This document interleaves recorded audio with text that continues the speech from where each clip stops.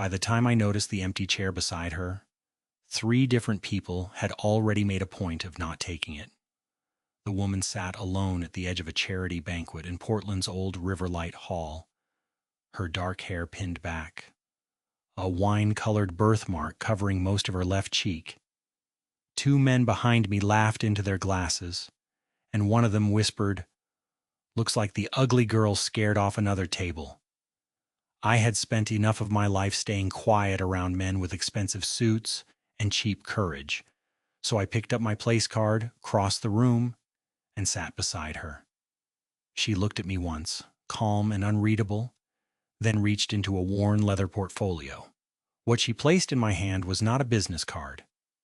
It was a sealed envelope, yellow with age, with my full name written across the front in my dead father's handwriting.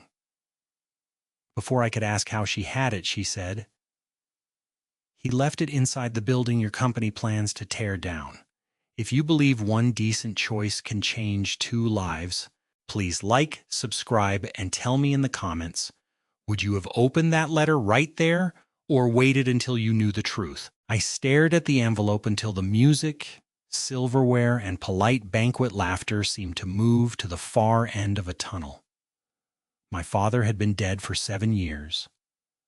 I still recognized the hard slant of his capital N, the way he pressed too deeply on the last letters of our name, as if every word had to survive rough handling. "Where did you get this?" I asked. The woman folded her hands over the leather portfolio. Up close, the mark on her face was not one flat color. It moved from burgundy near her temple to a soft rose along her jaw. Her eyes were gray-green and steady. "Bellwether House," she said. "Second floor wall cavity, behind the old woodshop cabinets." We opened it while checking water damage. Bellwether House was the reason half the room had gathered that night. The 112-year-old settlement hall sat 6 blocks east of the river on land Westbridge Development wanted for a luxury apartment complex. My employer, Thornton Structural, had been hired to evaluate the property. My preliminary report described serious deterioration, but it had not recommended demolition. Westbridge's public relations team had somehow translated that into beyond saving. The woman glanced at my place card. "You're Noah Bennett, and you're the person who found a letter addressed to me and brought it to a banquet, Elise Moreno, Bellwether's preservation director." That explained why Westbridge's vice president had referred to her as the carpenter with a petition problem. It did not explain how my father's handwriting had ended up inside her building. "Did you open it?" Her expression sharpened. "It has your name on it." The answer embarrassed me. I slid one finger beneath the flap, but stopped when I saw the brittle paper flecks.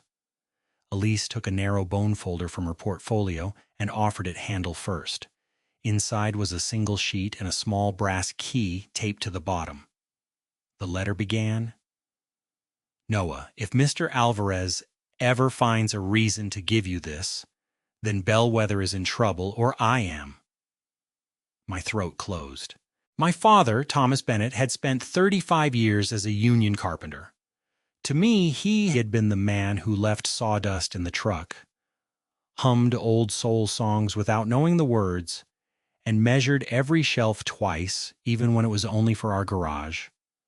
I knew he had volunteered on weekends. I had never known where. The letter was dated June 14th, 2011, when I was 14. He wrote that Bellwether House had opened a wood shop for teenagers whose schools had cut trade programs. He wrote that a retired engineer named Samuel Alvarez had designed a seismic reinforcement plan, and that volunteers had installed much of it using donated steel. The official drawings were supposed to be filed with the city when the final phase was completed. Then funding disappeared, the work stopped, the woodshop closed, and the plans were stored in a locked cabinet in the basement archive. The brass key, my father wrote, opened that cabinet. The last paragraph had nothing to do with engineering. "I know you think I choose every broken thing in this city before I choose you. Maybe sometimes I do. I don't know how to explain that fixing a place can be another way of fixing what happens inside it. One day when you're ready, I hope you will see the people before you see the damage. I read that paragraph twice. When I was 14, I had waited 3 hours on the front steps of my school with a cardboard bridge model in my lap because my father forgot the regional science fair. My mother finally left work to get me. He came home after midnight with blood on his sleeve from helping a bellwether student who had cut his hand on a planer. I had refused to speak to him for a week. "Are you all right?" Elise asked. I folded the letter along its old crease. "No." She nodded as if that were a complete and acceptable answer. At the front of the ballroom, Westbridge's president began a speech about responsible urban renewal. Applause traveled across the room. Elise did not clap. Neither did I. "Why bring this tonight?" I asked. "Because demolition fencing goes up Monday. Your firm's final site visit is Tuesday. The hearing is next Friday. That cabinet may not even exist anymore. It does." She tapped the key with one finger. "I haven't opened it." "Why not?" "Because the building is under a preservation hold, and every archive entry has to be witnessed and logged. Also because your father's letter made it clear the key was meant for you." Across the table, a woman from Westbridge recognized me and gave a small warning shake of her head. I turned my chair slightly toward Elise. "Tomorrow morning," I said, 9 o'clock. "We open it properly." For the first time, Elise smiled. It was not grateful or relieved. It was the smile of someone who had just watched another person finally arrive at the obvious decision. 8, she said. "The roof leaks afternoon when the forecast is bad." That was how my Sunday began at Bellwether House. The building looked worse in daylight than it had in my photographs. Red brick had gone black around failed gutters. Ivy pressed into mortar joints along the north wall.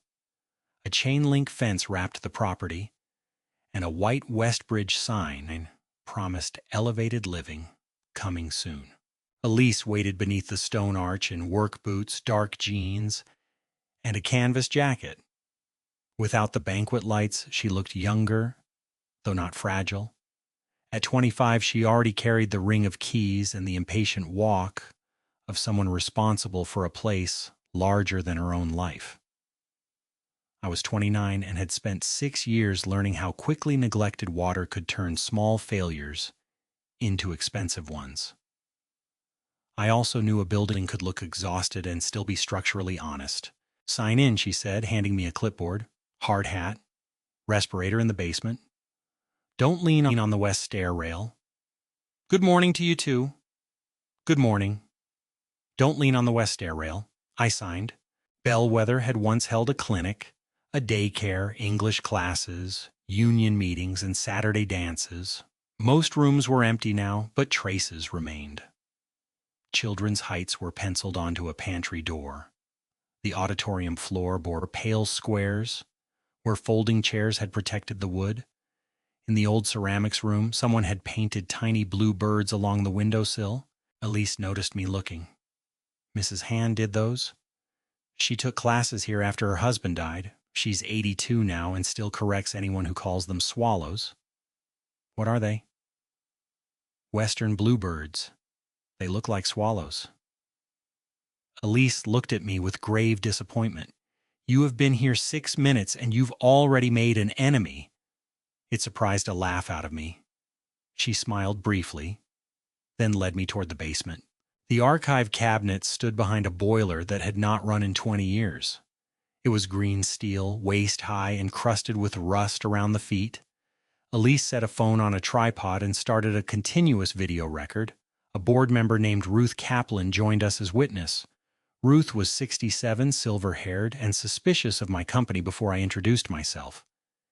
"If that key opens nothing," she said, "we still have the petition." "If it opens something," I said, "we still need to verify everything." "Engineers," Ruth muttered. The key resisted at first. I cleaned the lock with graphite from Elise's tool bag, worked it gently, and felt the cylinder turn.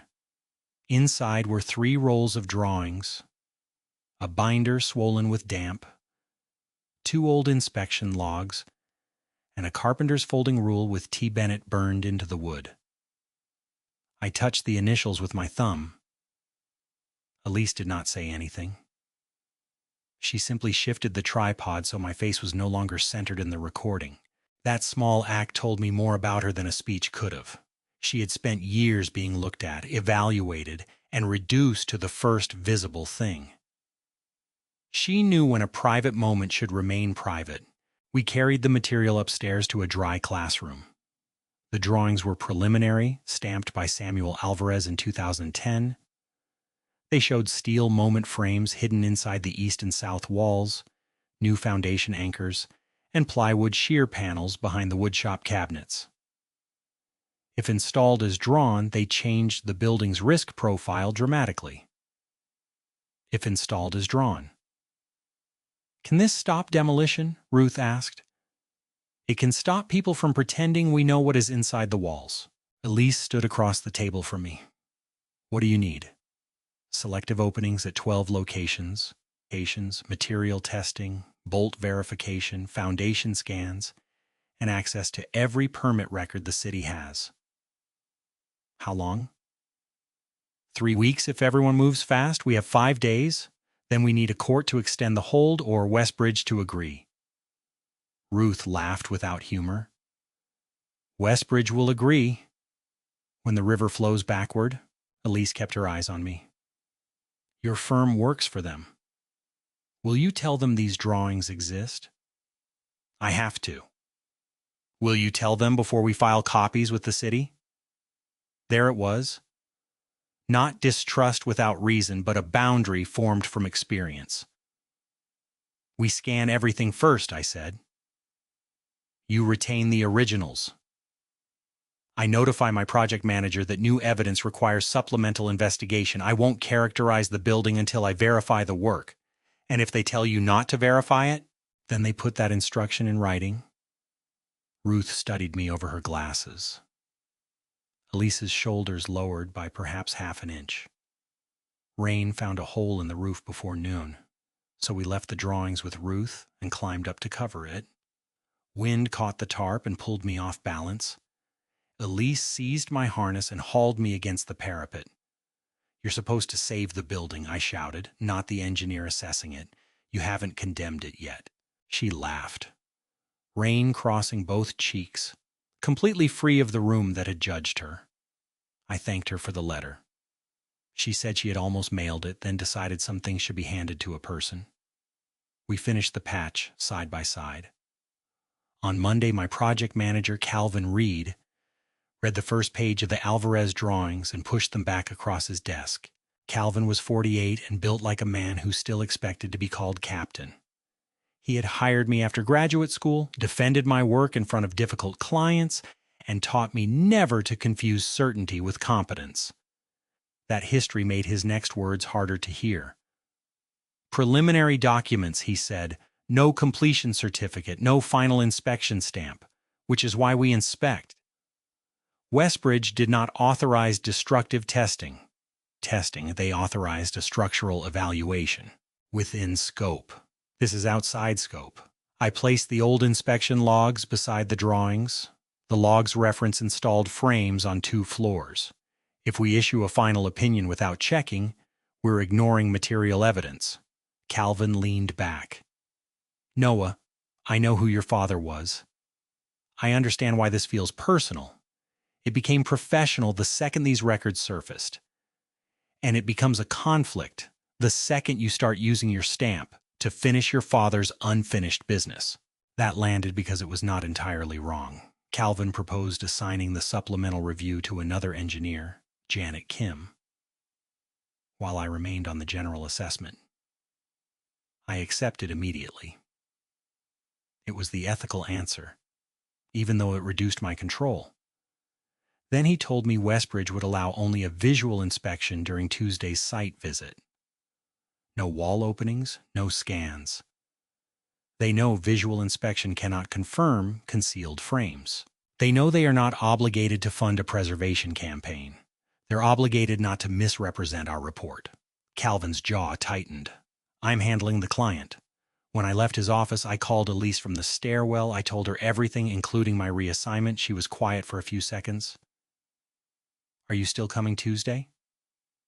Yes. Will Janet be there? Yes. Then I'll have our attorney send a formal access request and offer to pay for the openings. That may make Westbridge more defensive. It may. You sound unusually calm about that. I learned a long time ago that making myself smaller does not make unreasonable people kinder. I thought of the empty chairs at the banquet. No, I said. It doesn't.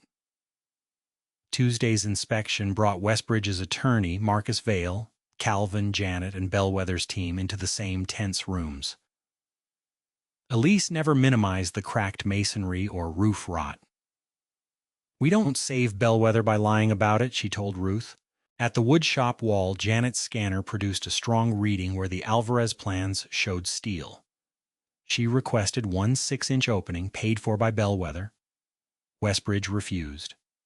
Then note the refusal, I said. Marcus reminded me that my role was observational. I observed your attorney refused the least invasive way to resolve a material uncertainty, I replied. Calvin's look warned me of the cost. Afterward, Elise found me in the auditorium. Don't do that to impress me. I did it because it belonged in the record. Good. I don't want to become the reason you tell yourself you acted with integrity. You need to be the reason. She then showed me a funded capital plan, contractor estimates, and union labor commitments. It was not a wish, it was a project. When I mentioned the banquet, she said she had heard the insult. I've heard worse, she said. That doesn't make it harmless, it only makes it familiar. I should have said something. You sat down. What you did next mattered. She led me behind the stage. Now see why this room matters before you reduce it to square footage. Behind the auditorium stage was a narrow shop with scarred benches and racks of hand tools. Photographs covered one wall. Teenagers held birdhouses, stools, picture frames, and one wildly uneven canoe. In a picture dated 2011, my father stood behind 6 students. His hair was still black. His hand rested on the shoulder of a skinny boy holding a walnut box. Beside him was a 14-year-old girl with a burgundy mark over the left side of her face. I turned to Elise. You knew him! For one summer. Why didn't you tell me? Because the letter was yours. I didn't want a memory of your father to become leverage. The girl in the photograph looked guarded, chin lifted toward the camera. Elise touched the edge of the frame. I dropped out of school for almost a semester, she said. Not because of my grades. A group of girls made a game of taking pictures of me.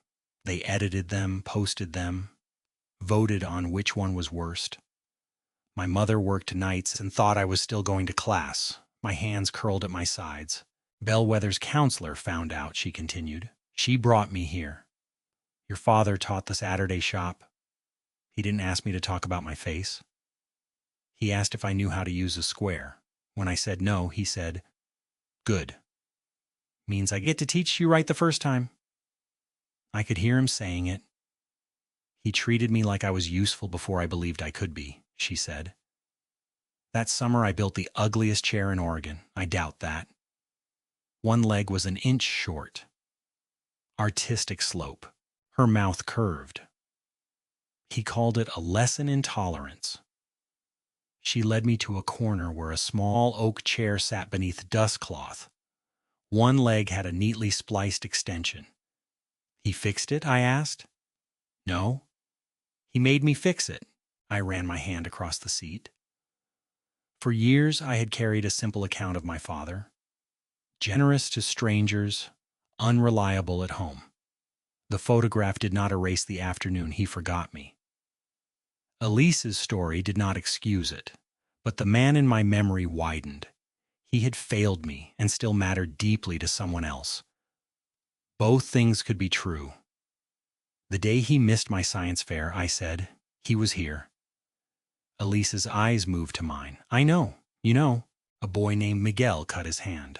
Your father drove him to urgent care because his mother couldn't leave work. I sat on the edge of a workbench. The old anger I had polished for 15 years suddenly had another face attached to it. A frightened kid bleeding into a shop towel. He should have called, Elise said. I looked up. Helping Miguel was good. Leaving you waiting was not. You don't have to trade one truth for the other. That was the moment I began to trust her, though I would not admit it for weeks. She did not defend the man who had once helped her by making his son wrong. She gave both of us room in the same story. The hearing was 3 days away. On Wednesday morning, Janet found the missing city file. It had been misindexed under Bellwether with an extra A. The digital folder contained a 2011 permit application, welding certifications, and photographs of the first-floor frame installation. There was no final sign-off, but the images matched the recovered drawings. Janet wrote a memo recommending immediate testing before any demolition decision. Calvin did not send it. I learned that at 4:30 when Janet stepped into my office and closed the door. He says legal is reviewing it, she said. The hearing is Friday, I reminded him. Did Westbridge receive the memo? Not through me. I called Calvin. He told me the memo was draft work product and could not leave the firm until internal review was complete. He promised 48 hours. The hearing starts in 41. Then the timing is unfortunate. That's not timing, that's a decision. His voice cooled. Be careful, Noah. I hung up and stared at my father's folding rule on my desk. The easiest story would have been that Calvin was corrupt and I was brave. Reality was less convenient. Westbridge accounted for almost a fifth of our regional revenue. Calvin had 80 employees and their families in mind. He believed delay would expose the firm to claims. He also believed the building was probably too expensive to save, whether hidden steel existed or not. None of that made withholding the memo right. I drove to Bellwether after work. The lights in the front office were on. Elise sat on the floor amid Grant folders eating noodles from a paper carton. You look like someone canceled Gravity, she said. I told her about the city file, Janet's memo, and Calvin's review. Elise set down the carton. Can Janet send it to the Preservation Bureau directly?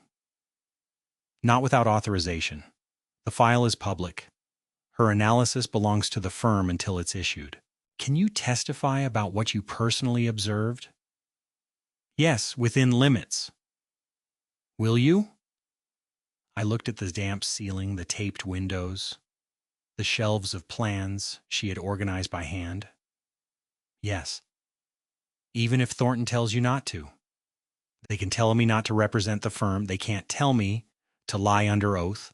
She watched me long enough that I became aware of every breath. Sit down, she said. Why? Because you delivered life-altering news during my dinner, and I have one fork. I sat beside her. She handed me the carton and the fork. This is either generosity or a test of my immune system. The noodles are from yesterday. The mushrooms are from a reputable store. We ate in turns, passing the carton between us. Rain tapped the window. It should have felt ridiculous. Instead, it felt more intimate than the banquet with its candles and crystal glasses. Elise told me her mother owned a small upholstery shop in Gresham.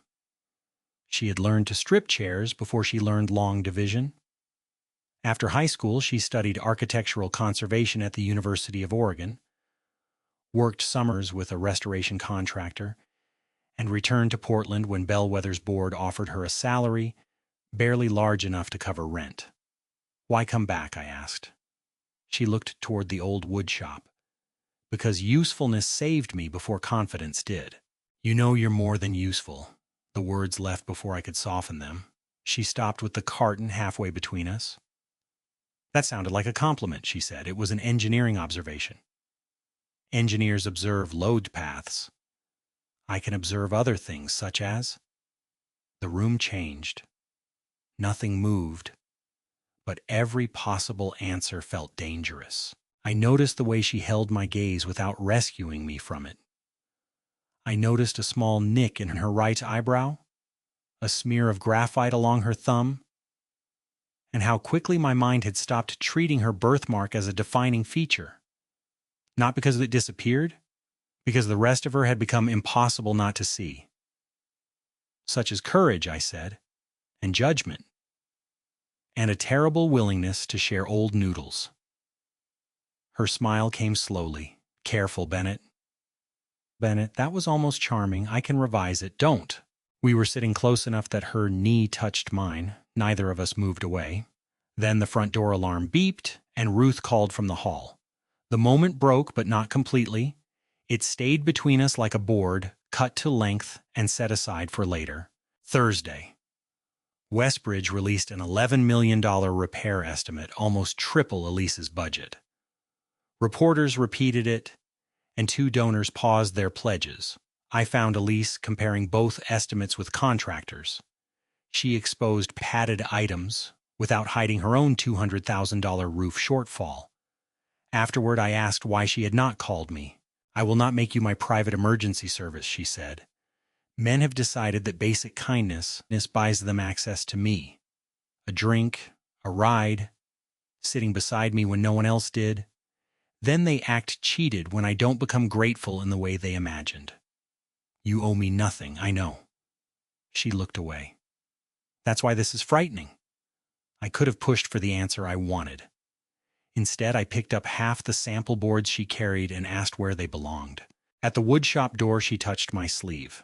Thank you for not making me finish that sentence. Finish it when it's yours to say. That night, I sent Calvin, Janet, and counsel a hearing statement limited to public records and my own observations. Calvin summoned me the next morning. Withdraw it. Westbridge may terminate every contract with us.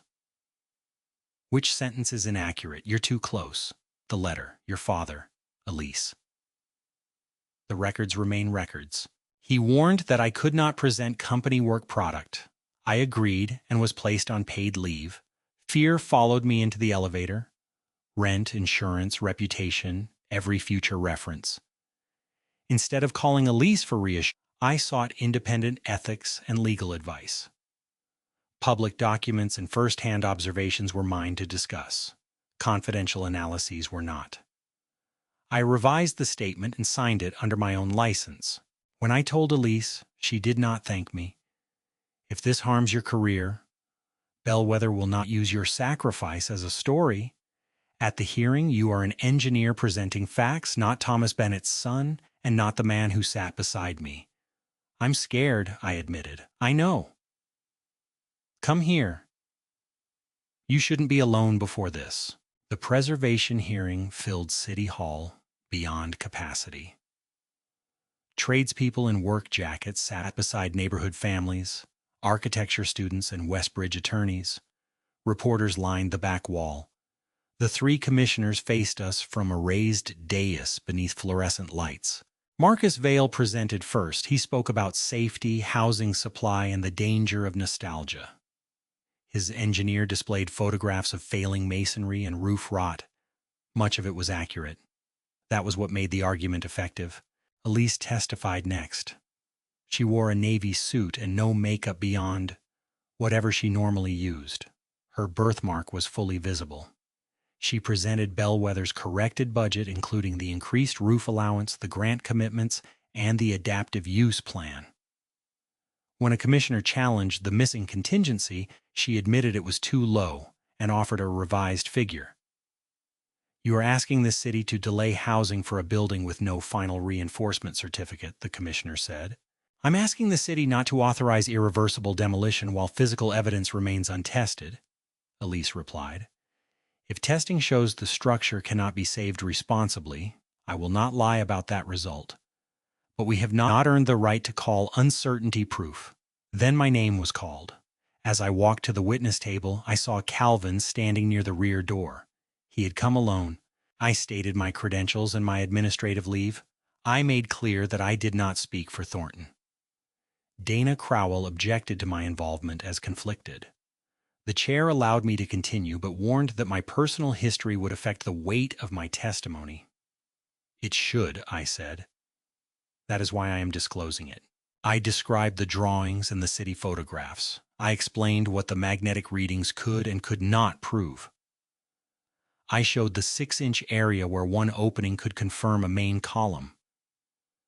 I did not say Bellwether was safe.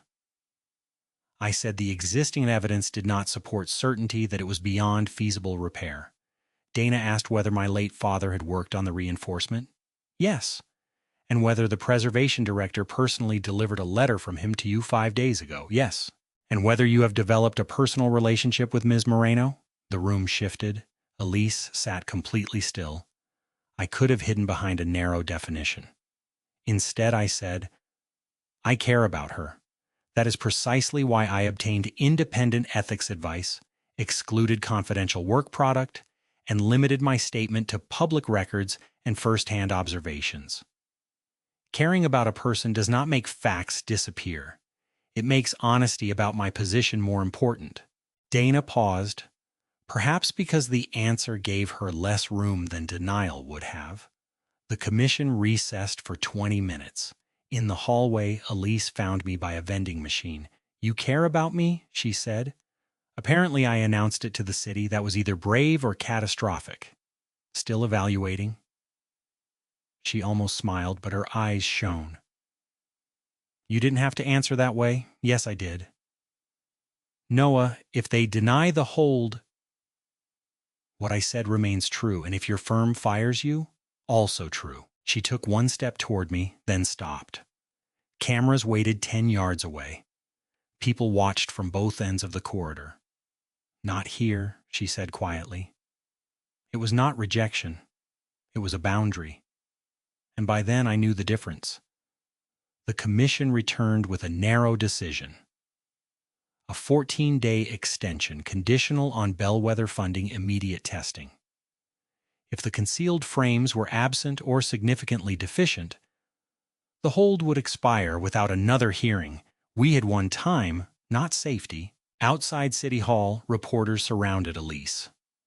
She redirected every personal question back to the testing deadline. When one asked if my testimony proved corruption, she said no. It proved that professionals can disagree. And that incomplete evidence should be examined, she said. Do not turn this into a story it isn't. Calvin approached me after the crowd thinned. Your statement was careful, he said.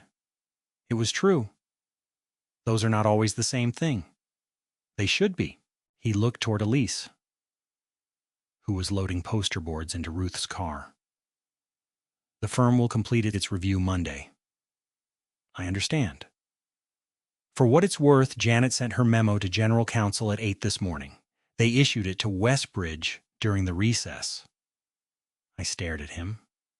Then why didn't the commission have it? Westbridge did not submit it. Will Thornton? General Counsel is deciding. He left before I could answer. Elise drove me back to Bellwether in her old blue pickup. We said almost nothing. The cab smelled like cedar shavings and peppermint gum. Her hand rested on the gear shift inches from mine. At the building, volunteers had gathered with takeout pizza. They cheered when we entered. For 2 hours, we made calls, scheduled scanning equipment, and raised enough emergency money to cover the first round of tests. I watched Elise move through the room, thanking people without surrendering control of the facts. Near midnight, the last volunteer left. I found her in the wood shop beside the uneven oak chair.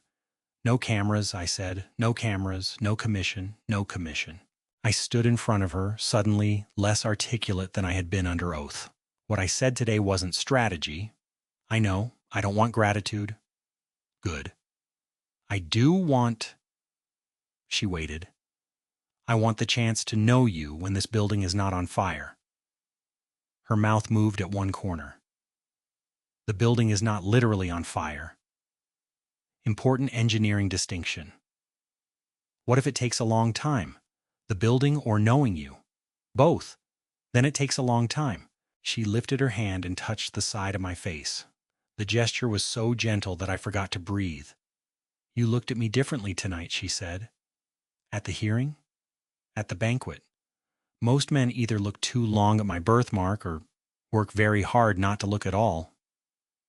You looked angry. I heard what they said. I know. Then you sat beside me and I couldn't tell whether you were kind or simply angry at them.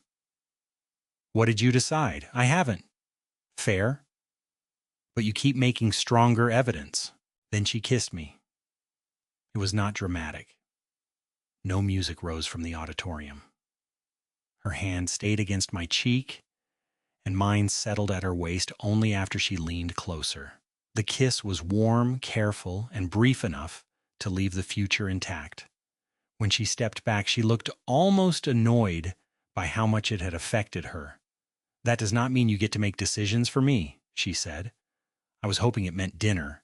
It might mean coffee, an aggressive opening offer, conditional on the test results. The buildings are mine? Both. For the first time that week, uncertainty felt like hope. Testing began Monday under 2 independent engineers. The first opening exposed steel exactly where Alvarez had drawn it. Others showed sound connections, one corroded base plate and a missing brace. About 80% of the reinforcement existed. Bellwether could be rehabilitated, but the honest cost rose to $4.8 million. Elise revised the budget instead of disguising the gap. That week, Thornton cleared me of an ethics violation, but offered a transfer to Boise because the Westbridge relationship was broken. Same title, more money, 7 hours away. If I declined, we would negotiate my departure. When I told Elise, she asked what I wanted. Work I respect, Portland, a chance to know what this is without making you responsible for my career. That is 3 wants, not a decision. She held herself very still. My mother surrendered a career for my father, and every later argument carried its ghost. Choose as if I am not available to reward you. If staying is still the life you want, then ask what I choose. It hurt because it was wise. That afternoon, Westbridge offered Bellwether money for a replacement program if the board withdrew its challenge.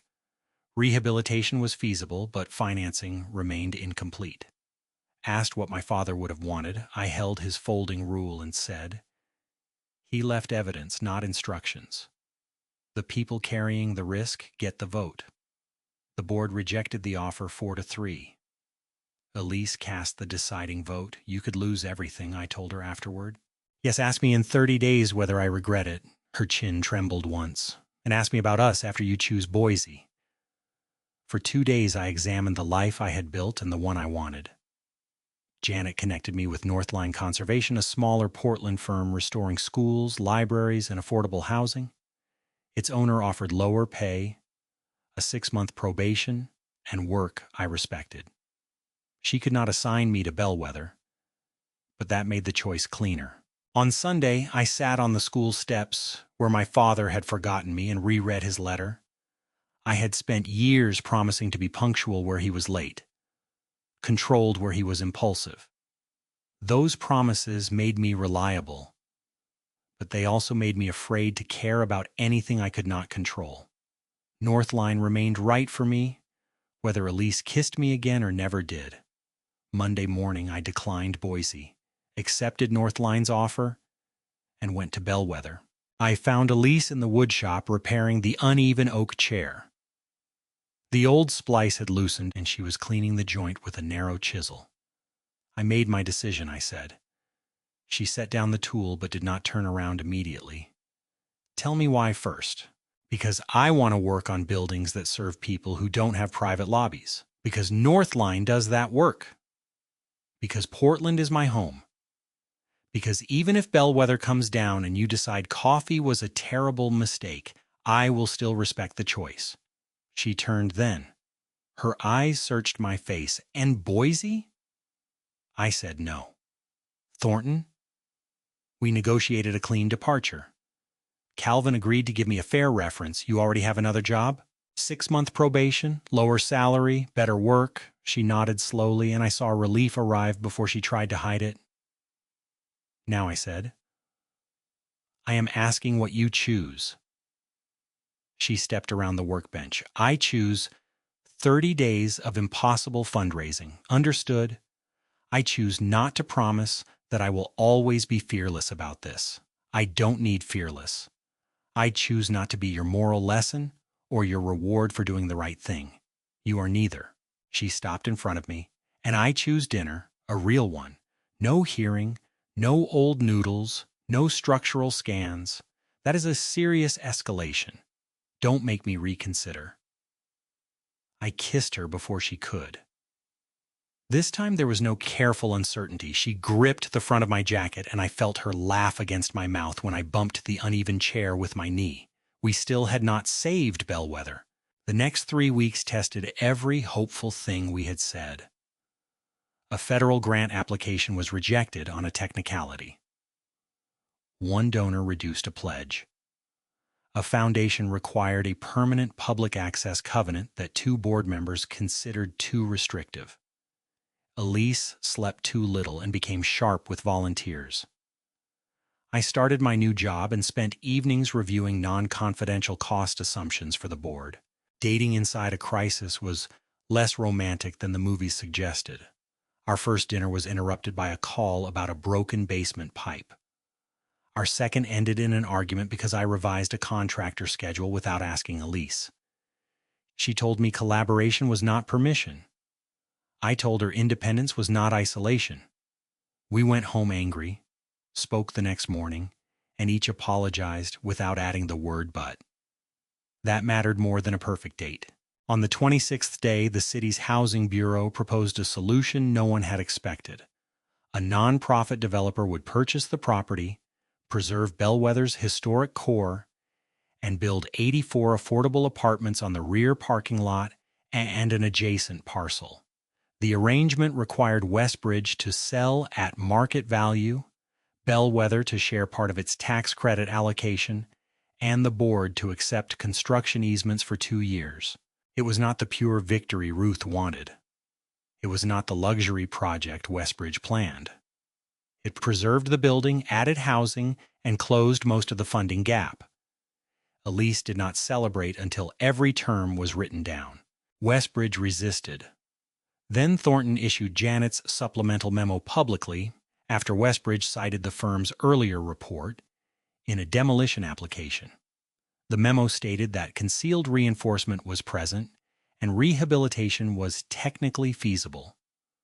With the certainty of immediate demolition gone, the nonprofit's offer became the cleanest exit. Marcus signed on a gray Thursday afternoon. The next Saturday, Bellwether opened its doors for a neighborhood workday. More than 200 people came. Mrs. Hahn arrived with a walker and corrected 3 visitors who called her painted bird swallows. Union carpenters stabilized the west stair rail. Children scraped old labels from the classroom doors. My mother brought sandwiches and stood for a long time in front of the photograph of my father. "He never told me about this place," she said. "He thought you were angry about the hours." I was. She touched his face in the picture. I could be angry and still have wanted to know. I heard Elise's voice in the sentence. 2 truths in the same story. My mother met her in the wood shop. Elise showed her the chair and told the story of the short leg. My mother laughed until she cried, because Thomas had used the same lesson in tolerance line whenever a shelf came out crooked at home. Later, I found Elise alone in the auditorium, standing in a patch of afternoon light. Dust floated around her. The mark across her cheek glowed deep red where the sun touched it. "Everyone is looking for you," I said. "I know. Are you hiding?" For 1 minute. I stood beside her without asking for the minute.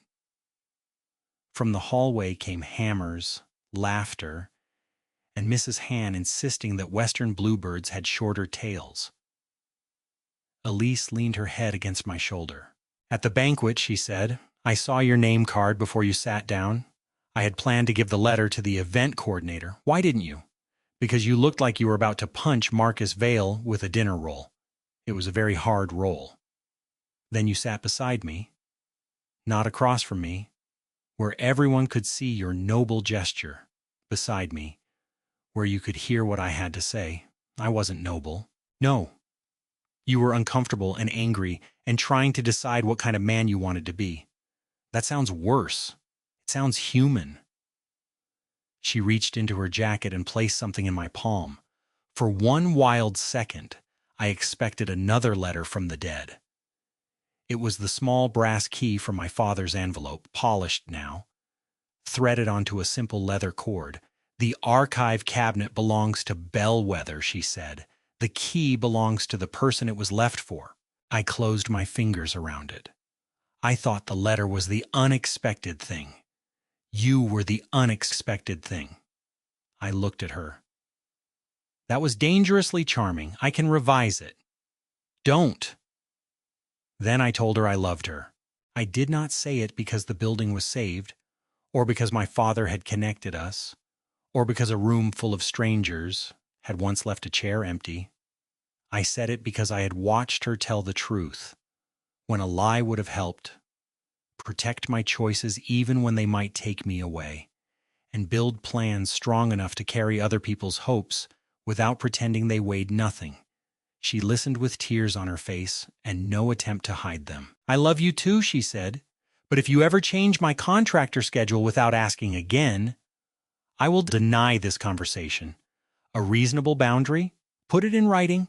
I kissed her in the middle of the dusty auditorium while hammers sounded through the walls my father had helped reinforce. 6 months later, Bellwether's woodshop reopened. The first class had 12 teenagers, 3 donated workbenches, and 1 instructor who believed safety glasses were a form of moral discipline. Elise directed the larger restoration, but on Saturdays, she still taught beginners how to use a square. I volunteered twice a month and arrived early every time. We kept her uneven chair near the entrance. Above it, a small card read, First Project, 2011. Repaired, not replaced. One Saturday, I noticed a boy standing apart from the class. He was thin, silent, and watching everyone as if he expected laughter. Elise did not ask him to explain himself. She placed a square in his hand and said, "Show me what you know." He said, "Nothing." "Good," she replied.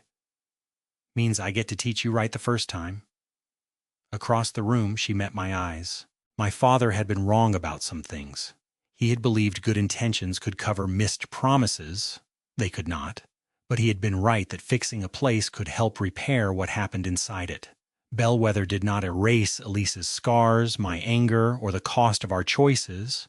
It gave those things somewhere to become useful. Years from now, people may remember the hearing, the hidden steal, or the development deal. I will remember an empty chair. I will remember how easy it would have been to stay with men who laughed, and how little courage it took to cross one room compared with everything that came after. The woman they called ugly handed me a letter from my father. What she really gave me was a chance to see the person before the damage, including the damaged parts of myself. And what began with a quiet seat beside her became the loudest, clearest choice of my life. If this story reminded you that dignity begins with how we treat someone when no reward is promised, please like, subscribe, and share it with a person who still believes love is built through honest choices. And tell me, which mattered more? The seat I chose, or the truth Elise refused to hide?